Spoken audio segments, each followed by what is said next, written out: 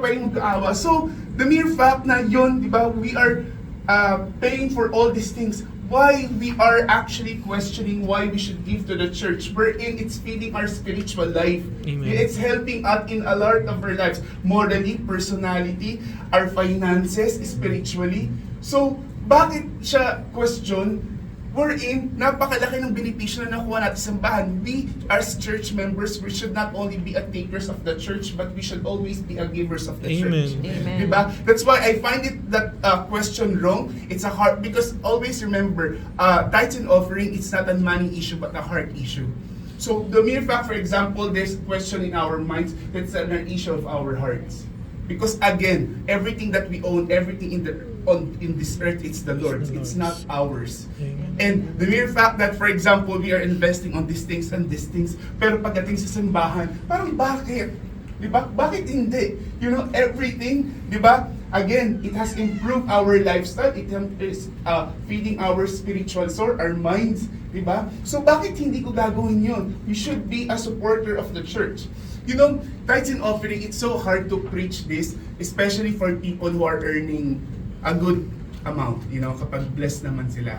Like for example, bakit ako, hindi naman ako nag-tithes and offering, pero blessed pa rin ako, ang laki pa rin ang sahod ko, meron akong kotse, meron akong bahay, maayos ako, diba? Nag-ano sila, kumbaga, ako, hindi ako nagka-tithes kuya, pero blessed naman ako, maganda trabaho, maganda yung buhay ko, yung family ko, yung mga anak ko, private school. But it depends on how you're going to define blessed. Kung yun ang definition mo ng blessed, well, take na natin. Nakuha ba natin? Amen. That is not the real definition of blessed. You know, baliktarin natin for people who are really giving faithfully to the church, tithes and offering, pero bakit ganito pa rin yung buhay ko, hindi pa rin tumataas yung sahod ko? Again, depends on how you're going to define blessed. Kung yun ang definition mo ng blessed is finances, well, yun talaga yung sagot doon. Diba? Pero ang being blessed is not all about finances. The mere fact that your children, your wife, ikaw sarili mo, hindi ka nagkakasakit. Masaya ka, meron kang peace of mind. You know, ang pera, hindi naman talaga natin gusto ng pera. Lagi kasi namin, money is just a piece of paper. Papel lang naman talaga yun eh. Pero bakit kailangan natin ng pera? Kasi kailangan natin ng malambot na for example, na kama, magandang sakyan, magandang table, ganyan. Kung nga rin sa kama, for example, you have money, bumili ka talaga ng sobrang lambot talaga, hindi ko alam na Eurotex or whatever. But there are people who are so rich and wealthy, they're laying on a very comfortable bed, pero hindi sila makatulog sa gabi. Nagigets niyo ba? There are people who have so many things. They can buy everything for their comfort. Again, you know, ang money natin, hindi money, we need money for our comfort. But despite of all this comfort that we are buying for ourselves, there's still people who are struggling, doesn't have peace of mind, cannot sleep, you know, peacefully. You know, so, bakit pa ako unahin ko na lang ang Panginoon and He will give me all these things. Peace of mind. Diba, makatulog ka sa gabi, kasiyahan, health mo. So, no need na pala. Ang kailangan ko lang talaga is to seek the Lord.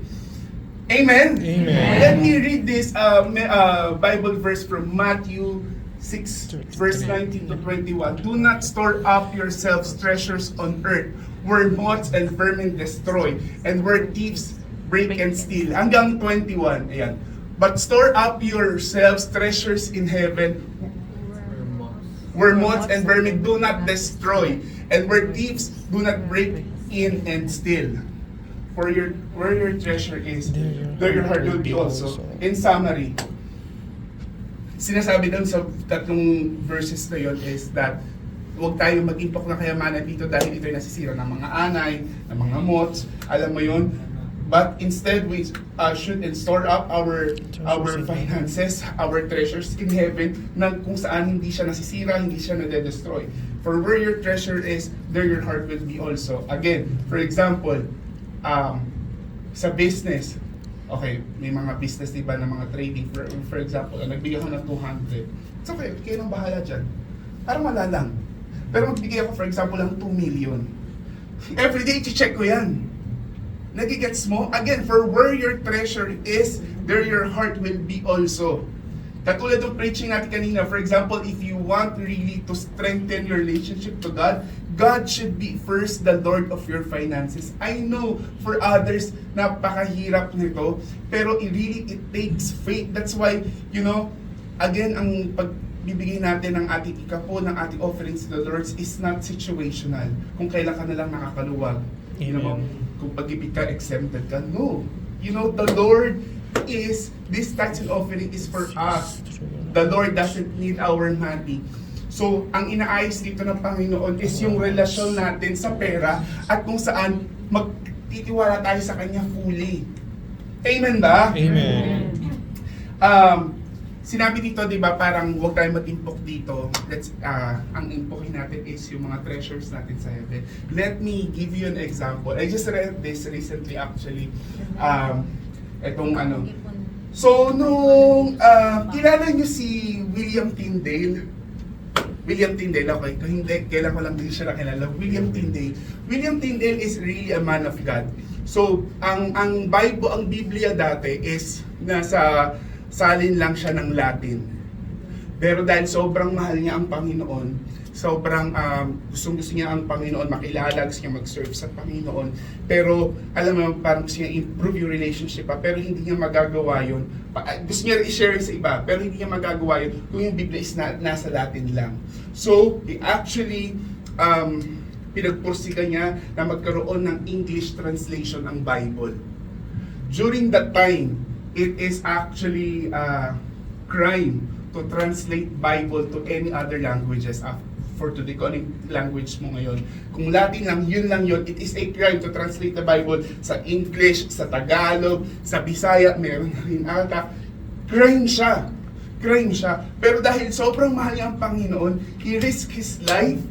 He risked his life to translate it, whatever. By the way, William Tyndale was martyred. Pinatay siya dahil doon. So, nung bago siya patayin, sinabi, nag-pray siya sa Panginoon. Sabi niya, Lord, please, ang ganito yung parang phrase, sabi niya, please enlighten the eyes of the King of England.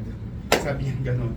After 2 years nung pinatay siya because of translating the Bible, okay, after 2 years, the Lord heard the prayer of William Tyndale. Nagkaroon ng, the King authorized that every English church should have English Bible. Amen? Amen. Hindi ba tapos doon? After 70 years,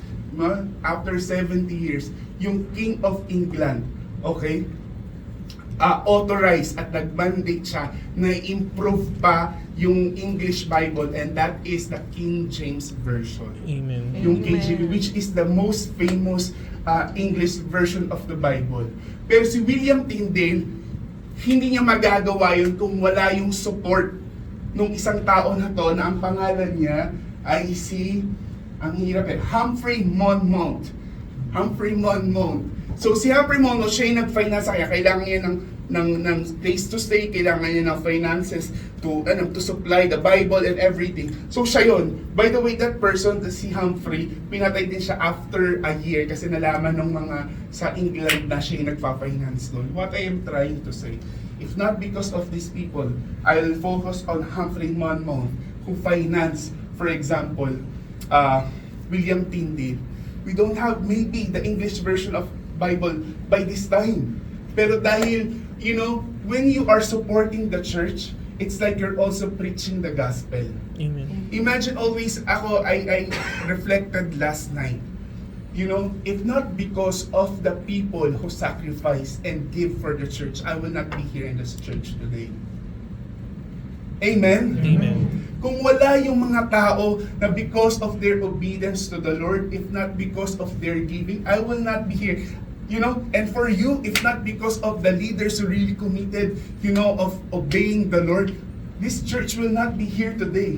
So if you want also, magpatuloy and you want also to honor God and para sa mga susunod pang generation to know Him more, giving to the Lord should not be a question at all. Because by doing this, you are also laying up your treasures in heaven. Amen. Diba? So pag for example, si Marnie, when the day has come, And the Lord, for example, oh Marnie, dahil sa'yo, for example, nagkaroon ng ganitong church, naging possible, na itayo okay, blah, blah, blah. And the Lord will tell Marnie, well done, good and faithful servant. Yun yung treasures na hindi natin dapat kinakawalang bahala because these treasures are eternal. Amen ba? Amen. Always, let me just end with this. You know, ang giving to the Lord, alam mo, kung sa kayo napipilitan, do not give. Also, I just want to say this for new members, hindi lang ngayon sa mga bago namin members na kasama. If you don't feel like giving, if you do not understand why we're giving, then don't give. Huwag kayong magbigay. Napipilita kayo, nahihiya kayo, do not give. But we encourage you to give in your hearts. So, yun ang gusto ng Panginoon. We should not give dahil napilitan tayo, dahil nahihiya tayo, pero dapat nagbibigay tayo dahil yun ang gusto ng ating mga puso. Amen? Amen. Ang pagbibigay ay isang opportunity. Amen. You should see this as an opportunity so God work in your life. If you are not giving because of your own situation, for example, oh, may sakit or may ganito, ganyan, may babaya sa Pilipinas, oh Lord, hindi ako mag-ano ngayon ha, it means your Lord is yourself. Ikaw yung sasabihin mo sa ikaw lang yung kumbaga, ikaw na lang yung nagpaplano para sa sarili mo. Pero if you are that person, for example, Lord, I have problem, meron ko kailangang bayaran, may sakit yung anak ko, yung asawa ko, ganito, may blah, blah, blah, blah. Pero I choose to obey you, pero yung situation ko, ikaw nang bahala. I will just let you work in my life. Amen. So, Amen. you know, I can actually talk about tithes and offering, maybe full day. You know, full day. Because, guys, gusto kong sabihin sa inyo I am a living testimony. I am a living testimony of how faithful God is. And I cannot outgive God. I cannot, you know, hindi ko mapapantayan ang kabutihan ng Panginoon. Huwag tayong magbigay dahil we are just looking for rewards. We should give to the Lord because we love Him and we want to honor Him. Nakikita tayo ng Panginoon and impossible for the Lord na hindi niya i-reward yun. Impossible. So, if you are a Christian, 10 years Christian ka na, you're still not practicing tithes and your situation is still like that, so don't ask God. Ask yourself because you're not, you know. But if you are walking with God in full trust, I guarantee you, it's impossible that you will not be rewarded by all these things. So, I hope and pray, you know, because ang tithes and offering is hindi para simbahan, hindi para sa Panginoon. It is for our lives. Amen. Because God's, you know, sa Bible more than pinreach ang prayer, ang salvation, and everything, mas pinreach ng Panginoon ang money. Because alam ng Panginoon ang kakaharapin natin, ang relasyon dati pa ng mga tao pagdating sa pera. So ngayon, God bless everyone, and I hope and pray that let God kumbaga manifest, and I know yun, let God manifest in your hearts. Amen. Tayo na po magbigay.